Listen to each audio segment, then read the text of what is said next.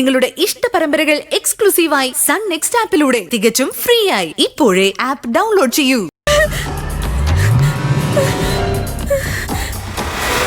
ഞങ്ങൾ പോയിക്കോളാം, ഞങ്ങൾ വെറുതെ വിടണം. എന്തിനാ നിങ്ങൾ പേടിക്കുന്നത്? നിങ്ങൾക്ക് ഒരു അപകടവും വരാതെ നോക്കേണ്ടത് എന്റെ ചുമതലയല്ലേ സാർ? പാവം അമ്മയും മകനും ഇവര് ജീവിക്കേണ്ടവരല്ലേ ജാൻസി?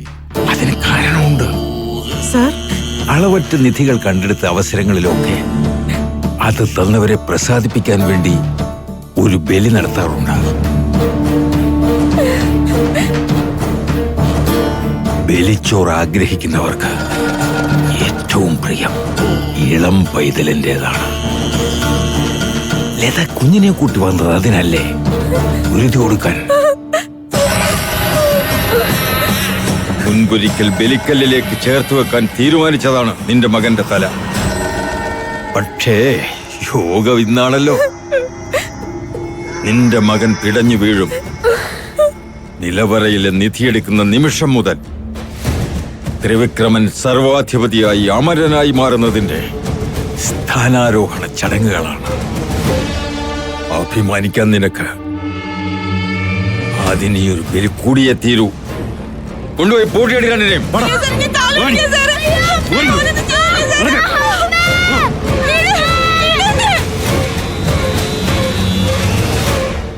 താൻ എന്തൊരു മണ്ടിയാടോ.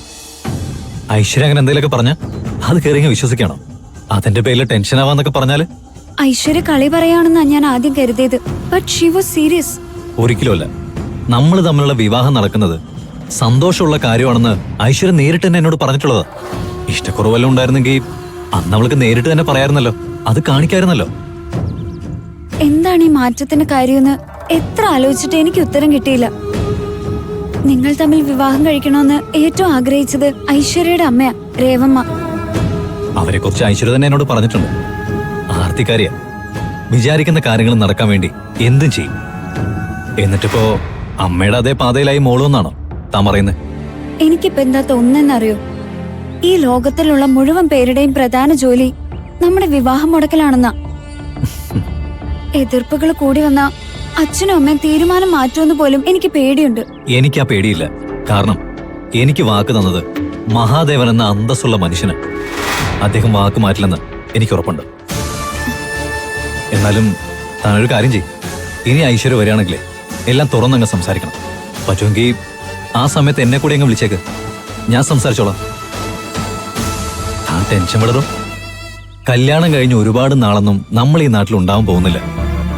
തന്റെ പാസ്പോർട്ട് ശരിയായി വിസ വരുന്നത് വരെയുള്ളൊരു സമയം. പിന്നെ എന്റെ അച്ഛനായാലും ഐശ്വര്യ ആയാലും പകയും കൊണ്ട് ഇവിടെ കറങ്ങി നടക്കത്തേ ഉള്ളൂ. എല്ലാവർക്കും കാണിച്ചു കൊടുക്കണ്ടേ നമ്മൾ സന്തോഷത്തോടെ ജീവിക്കുകയാണെന്ന്. ഇത്രയും പ്രശ്നങ്ങൾക്കിടയിൽ നിന്ന് ഇത്ര സിമ്പിൾ ആയിട്ട് സംസാരിക്കാൻ എങ്ങനെ സാധിക്കുന്നു? എന്തിനാടോ ഇങ്ങനെ ടെൻഷന്റെ ബാണ്ടക്കെട്ടെടുത്ത് തലയിൽ വെച്ച് നടുവൊടിക്കുന്നത്? നമുക്ക് നല്ലത് മാത്രം ചിന്തിക്കാം. സന്തോഷത്തോടു കൂടിയുള്ള ഒരു ജീവിതം. ദേ, ചിരി മാത്രമേ ഇനി തന്റെ മുഖത്ത് വരാവൂ. എടോ, ഒന്ന് ചിരിക്കാനാ പറഞ്ഞത്. അല്ലാതെ ഇങ്ങനെ മുഖം വീർപ്പിച്ചിരുന്നാലേ സത്യം പറഞ്ഞ ഒരു രസമില്ല. താൻ കൂളായിട്ടിരിക്കേ. എന്തായാലും ഐശ്വര്യ താനൊരു ശത്രുവായിട്ടൊന്നും കാണണ്ട. ആരുടെ ഒരു ആയുധം, അത്രേ ഉള്ളൂ. അത് വന്ന വഴിക്ക് തന്നെ തിരിച്ചു വെക്കോളൂ. ഇല്ലെങ്കിൽ നമ്മളതിനെ നേരിടും. സി, ഞാൻ എന്തിനു തന്റെ കൂടെ ഇല്ലേ? ദേവൻ എന്നോട് കാര്യങ്ങൾ വിളിച്ചു പറഞ്ഞു, വളരെ ഡീറ്റെയിൽ ആയിട്ട്. എന്ത് കാര്യങ്ങളാ ഡോക്ടർ? അല്ല, നമ്മുടെ കുടുംബത്തിലുള്ള പ്രശ്നങ്ങൾ ഞാൻ ഡോക്ടറോട് സംസാരിച്ചിരുന്നു. ദേവൻ എന്റെ സുഹൃത്താ, എനിക്ക് നിങ്ങളെ സഹായിക്കാൻ കഴിയും. സുനന്ദ, നമ്മൾ മനുഷ്യരുടെ മനസ്സൊരു നൂൽപാലത്തിലൂടെ സഞ്ചരിക്കുന്നത്. ഒട്ടും തെറ്റാതെ ആ നൂൽപാലത്തിലൂടെ സഞ്ചരിക്കുമ്പോൾ നമ്മൾ സാധാരണ മനോനിലയിലാണെന്ന് പറയാം. അത് അല്പം ഒന്ന് വ്യതിചലിച്ച നമ്മുടെ മനോനിയന്ത്രണത്തിൽ ചെറിയ വ്യത്യാസം വരും. അതിന്റെ കാരണം ചില ചിന്തകളാവാം, നമ്മൾ കണ്ട എന്തെങ്കിലും കാരണങ്ങളാവാം, നമ്മുടെ സാഹചര്യങ്ങളാവാം. ഇല്യൂഷൻസ് മനുഷ്യ മനസ്സുകളെ വല്ലാതെ പലതരത്തിൽ ബാധിക്കുന്നുണ്ട്. ഫോർ എക്സാമ്പിൾ, നമ്മുടെ അച്ഛനമ്മമാർ എല്ലാവർക്കും പ്രിയപ്പെട്ടവരാണ്. അവരെ നഷ്ടപ്പെടുമ്പോൾ ഉണ്ടാകുന്ന വല്ലാത്തൊരു ദുഃഖമുണ്ട്. അവരെ കാണാനുള്ള വലിയൊരു ആഗ്രഹം ഉണ്ടാവും. ചിലപ്പോൾ നമ്മൾ അവരെ കാണും. I mean illusion. ചിലപ്പോ അവർ നമ്മുടെ കൺമുന്നിൽ നിൽക്കുന്ന പോലെ, തൊട്ടടുത്ത് നിന്ന് സംസാരിക്കുന്ന പോലെ, അങ്ങനെയൊക്കെ തോന്നും. അത് നമ്മുടെ മനസ്സിൽ തങ്ങി നിൽക്കുമ്പോൾ ഒരുപക്ഷെ നമ്മുടെ ഏറ്റവും പ്രിയപ്പെട്ട ഒരാൾ മരിച്ചു പോയിട്ടില്ല, നമ്മുടെ കൂടെ ഉണ്ടെന്ന് നമുക്ക് തോന്നും. എന്താ ദേവേട്ട ഇതൊക്കെ? സുനന്ദ, ഡോക്ടർ പറയുന്നത് ശ്രദ്ധിക്കുക. മകൾ ജീവിച്ചിരിക്കുന്നു എന്ന സുനന്ദയുടെ തോന്നൽ സത്യാണ്. അല്ല. അതെ. നന്ദ, ഇതിനാണോ ദേവേട്ടൻ എന്നെ ഇവിടേക്ക് കൂട്ടിക്കൊണ്ടുവന്നത്? എനിക്കെന്താ ഭ്രാന്തുണ്ടോ? ഡോക്ടർ പറഞ്ഞതൊക്കെ എനിക്ക് മനസ്സിലായി. ഞാൻ ദൈവത്തിൽ വിശ്വസിക്കുന്നവളാ.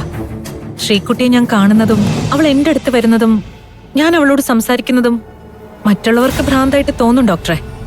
പക്ഷേ എനിക്ക് ദൈവം കാണിച്ചു തരുന്ന സത്യമാ.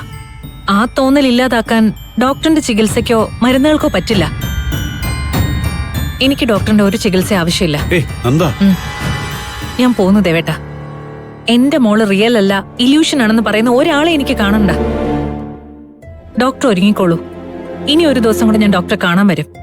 അന്ന് എന്റെ മോൾ എന്റെ ഒപ്പം ഉണ്ടാവും. നന്ദ.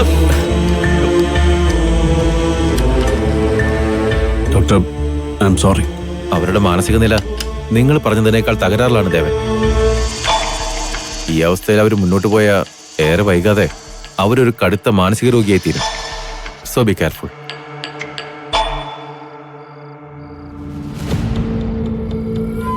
അമ്മേ, മോളെ വാ.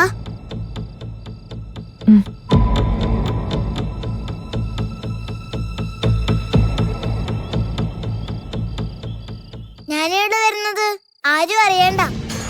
ഇനിയും ഡാഡിയും ചേച്ചിമാരെയൊക്കെ മോക്ക് കാണണ്ടേ? അവരോട് സംസാരിക്കണ്ടേ? ഇവിടെ എന്താ നടന്നെന്നറിയോ?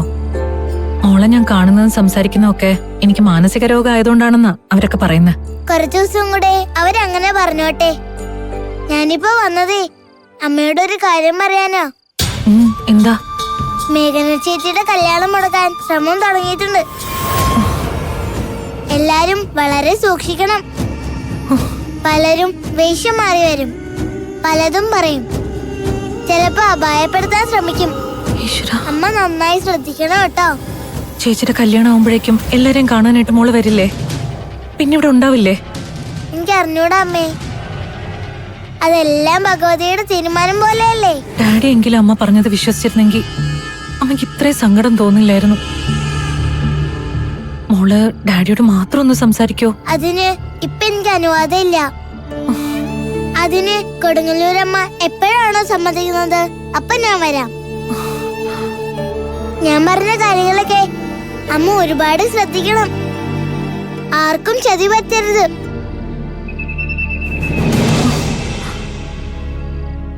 എനിക്ക് പോകാറായി. അമ്മയ്ക്ക് ഇപ്പോഴും സങ്കടം തന്നേച്ച് മോളങ്ങ് പോവും.